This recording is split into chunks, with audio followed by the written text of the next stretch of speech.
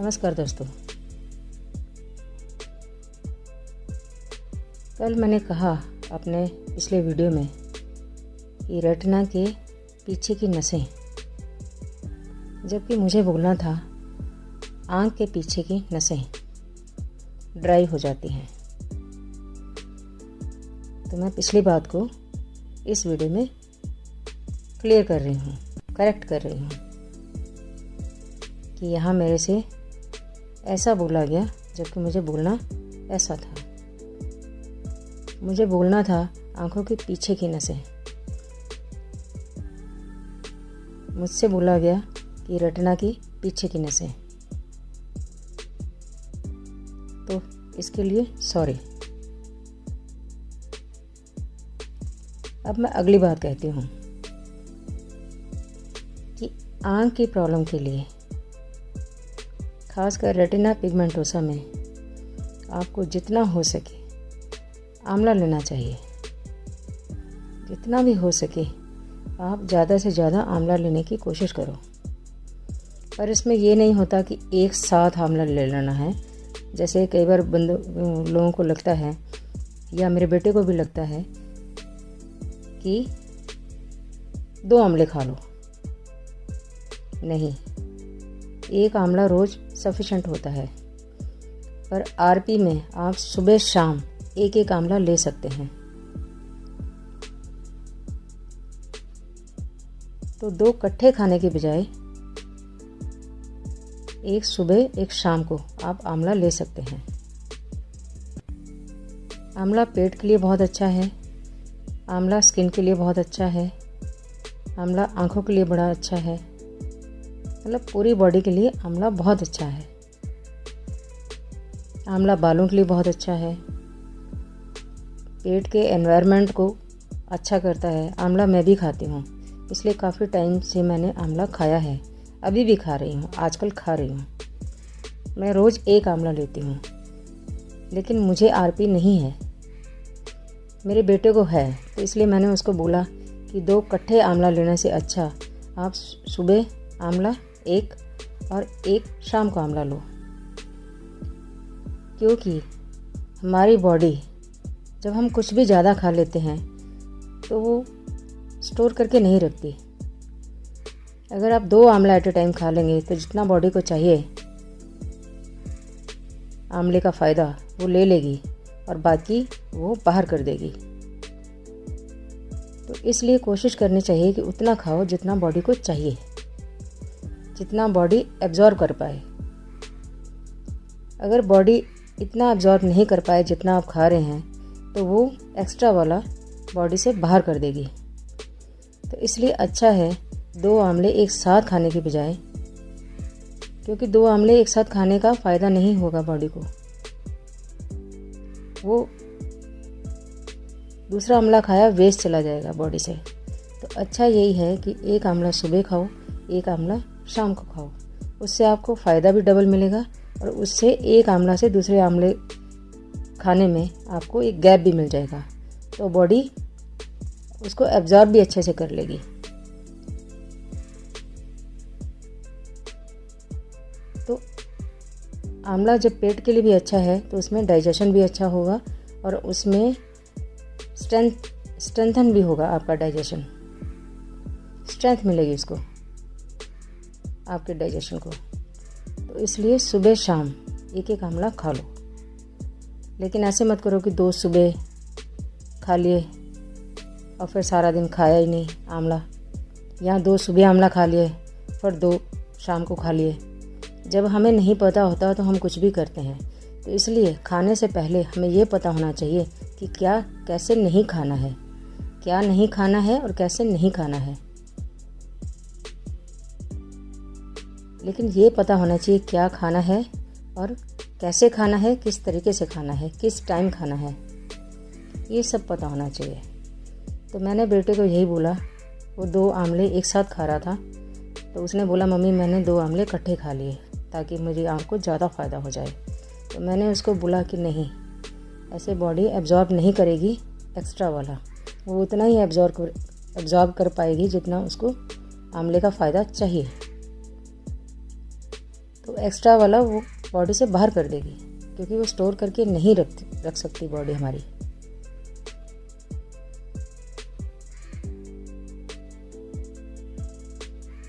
तो मैंने उसको यही बोला कि एक आंवला सुबह लो, अगर 2 खाने ही हैं, वैसे तो 1 बहुत है, लेकिन अगर 2 खाना चाहते हो, ज़्यादा फ़ायदा चाहिए, आपको लगता है कि जल्दी फ़ायदा हो, ज़्यादा फ़ायदा हो, तो ठीक है, कोई दिक्कत नहीं। 1 आंवला सुबह खाओ, 1 आंवला शाम को खाओ, हो सके तो खाली पेट खाओ, क्योंकि सुबह शाम हम पेट साफ़ करते ही हैं, हमारा पेट साफ़ होता ही है सुबह शाम।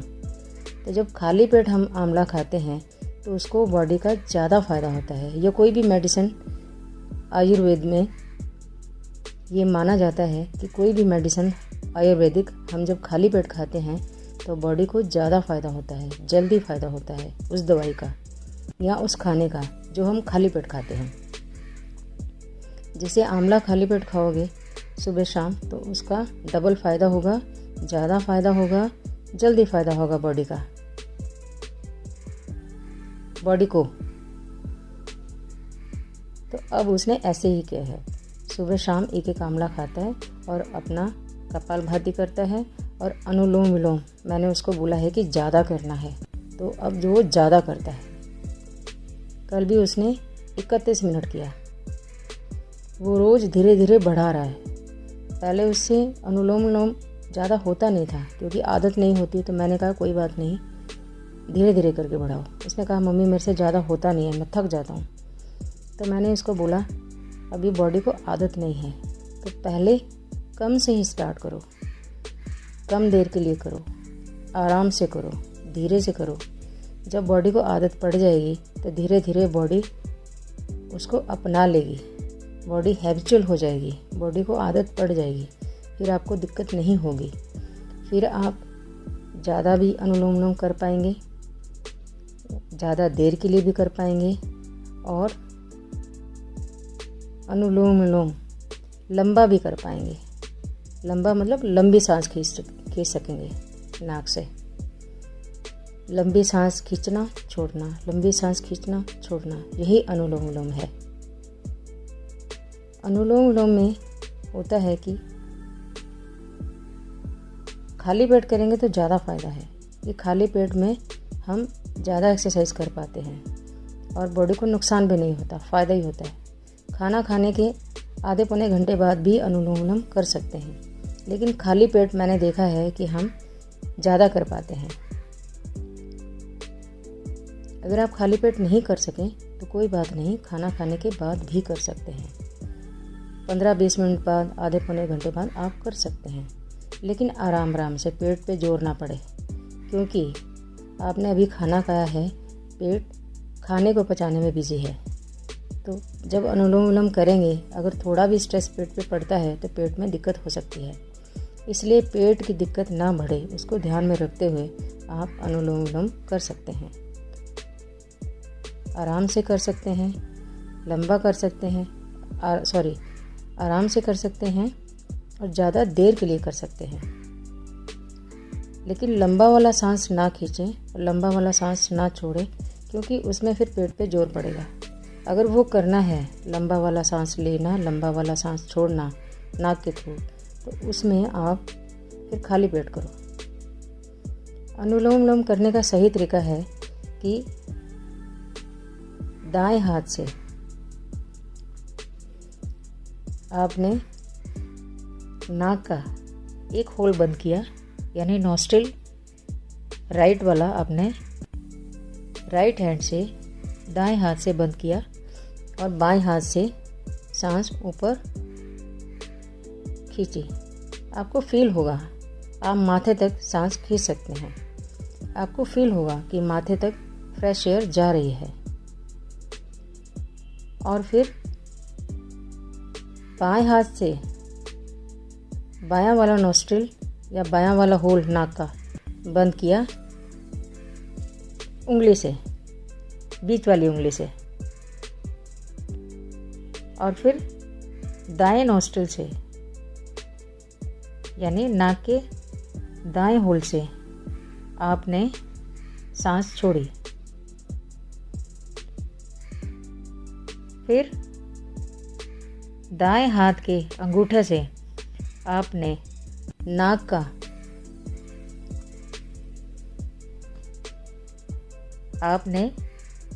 का दायां नॉस्ट्रिल या दायां होल आपने दाएं हाथ के अंगूठे से बंद किया और फिर नाक के बाएं नॉस्ट्रिल से आपने सांस ऊपर खींची माथे तक। फिर आपने बीच वाली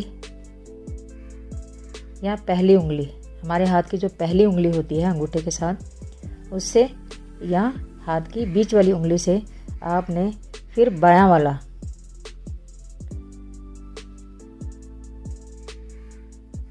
वाला नॉस्ट्रिल आपने बंद किया और फिर माथे तक जो सांस ले गए थे उसको आप दाएं वाले नॉस्ट्रिल से छोड़ें। ऐसे ही आपको बार बार करना है। ये करने से क्या होगा कि आपकी आंखों को ताकत तो मिलेगी ही, बल्कि ब्लड सर्कुलेशन भी आंखों का बढ़ेगा और माथे पे भी आपका ग्लो आएगा। आपका दिमाग बहुत फ्रेश रहेगा, आपके फेस पे एक ग्लो आएगा। कान की प्रॉब्लम्स में भी कान को स्ट्रेंथ मिलेगी, तो कान की प्रॉब्लम भी अपने आप ठीक होती जाएंगी। और जब आपको ये प्रैक्टिस हो जाए, फिर आप यही सांस जो पहले माथे तक खींची थी, माथे के सेंटर तक, वही आप ऊपर दिमाग तक भी खींच सकते हैं। जब फ्रेश एयर हमारे दिमाग को मिलेगी, यानी ऑक्सीजन हमारे दिमाग को मिलेगी, तो हमारा दिमाग तो फ्रेश रहेगा ही, बल्कि हमें गुस्सा नहीं आएगा, स्ट्रेस नहीं रहेगा, हमें डिप्रेशन नहीं होगा, हम नेगेटिव नहीं जाएंगे, हमारी सोच पॉजिटिव हो जाएगी, क्योंकि हमारा दिमाग अब पॉजिटिविटी में काम करने लगेगा, नेगेटिविटी से। तो हम सांस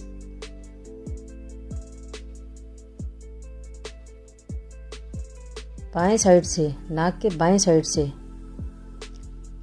दिमाग तक खींच के उसको हम दाएं साइड से हम छोड़ सकते हैं, और फिर दाएं साइड से खींच के हम बाएं साइड से छोड़ सकते हैं। अनुलोम विलोम करने का सही तरीका है, दाएं हाथ का अंगूठा नाक के होल पे या नोस्ट्रल पे रखें, उसको बंद करें नाक के होल को अंगूठे से,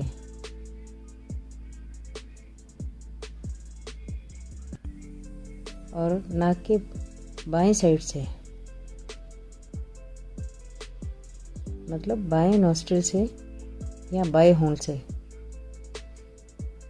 फ्रेश एयर खींचो माथे तक, माथे के सेंटर तक।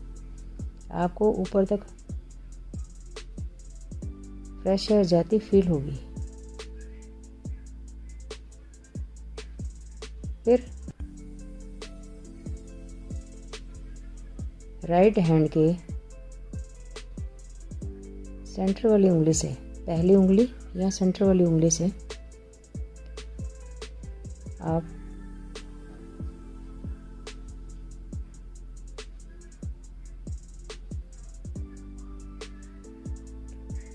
लेफ्ट वाले, नाक के लेफ्ट वाले नॉस्ट्रिल को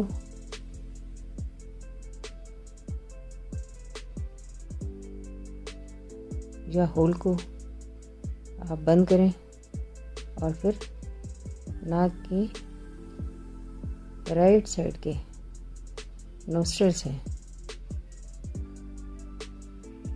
आप उस फ्रेश एयर को छोड़ो।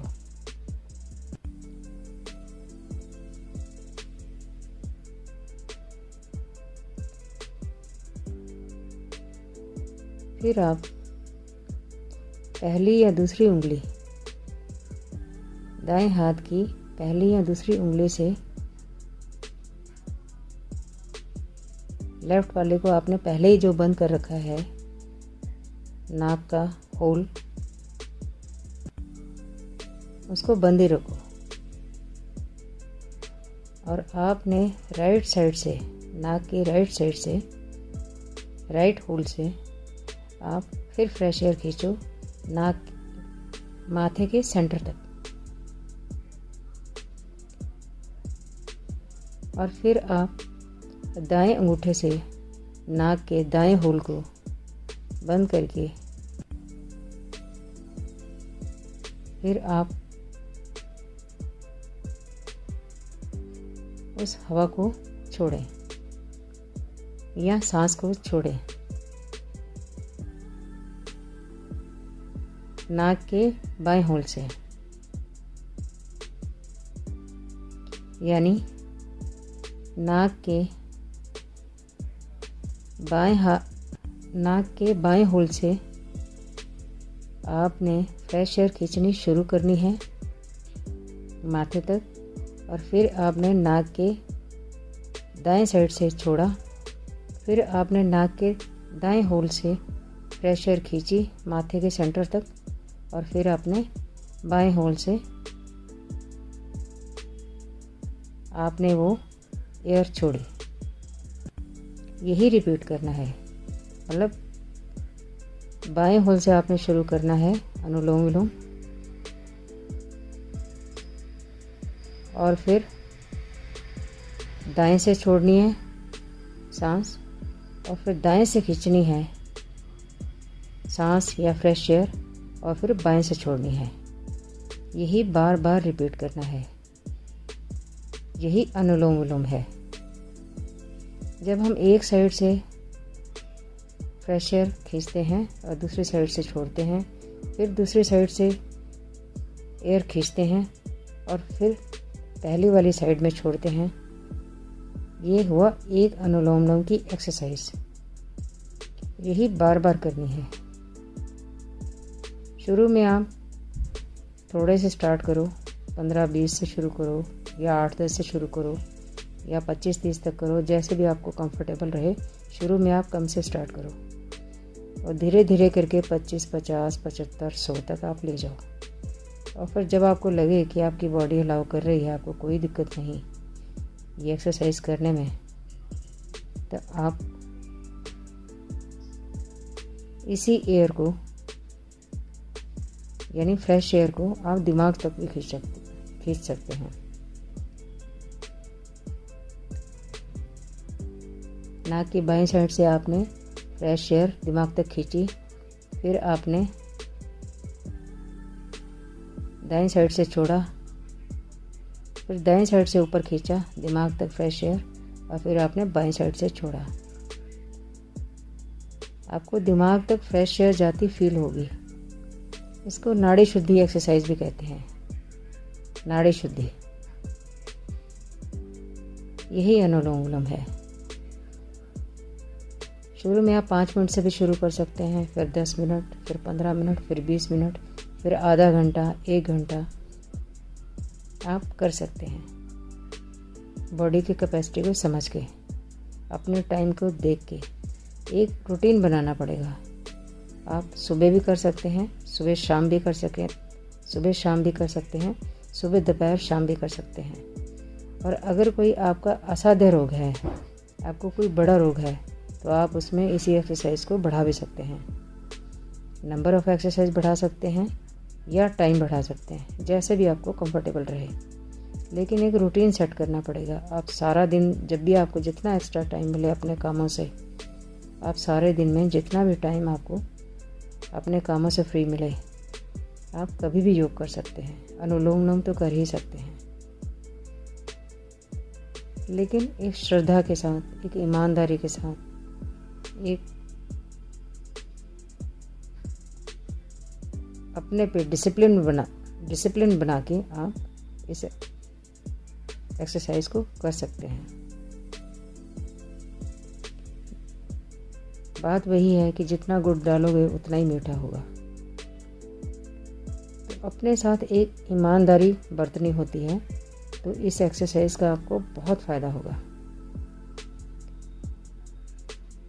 रेटिनाइटिस पिगमेंटोसा में तो बहुत ही फ़ायदा होता है और पूरी बॉडी में ब्लड सर्कुलेशन को बढ़ाने में बहुत यूज़फुल है ये एक्सरसाइज।